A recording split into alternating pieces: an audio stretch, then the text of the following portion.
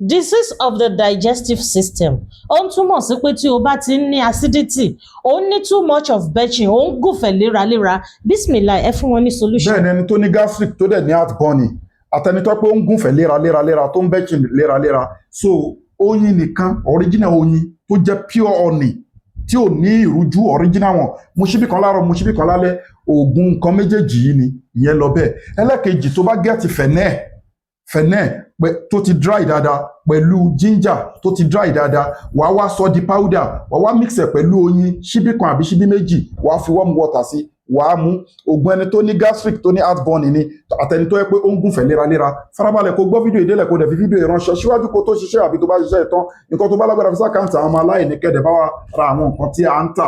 Bismillah ta'ala, charity account 2044237680 2044237680. First Bank of Nigeria, Global Dahiratu Dhikrlahi Islamic Organization. Àwọn product wa ní WhatsApp wa lórí +234-810-913-1425. Àwọn full package wa ní this Sheikh Afagba International Limited. Lórí èké ìpèníjà tó bá òkò dojú kẹ̀dá Bismillah ta'ala, ẹ share program kó kan àwọn èèyàn tó nídìí ẹ̀ lára. Inna lizzata lillahi jami'a. Gbogbo agbára Ọlọ́run ọba lónìí. Made in India, packed in South Africa ní gbogbo àwọn product wa tí ò fi rújú. Ètò àwẹ̀ wà tá fi yanjú problem fáwọn èèyàn, ètò àdúrà wà, ètò sàrà wà, alukurani wà, ọ̀ǹtú wà, àtàwọn special powder yàtọ̀ sáwọn brand product bí eléyìí. Ẹ contact wa lórí both natural and spiritual problem. Bismillah ta'ala, àdúrà yẹn á gba, ẹnu yẹn á dùn, ayọ̀ yẹn á kún. Má sálámù wa ilà lè kọ́ ẹ̀.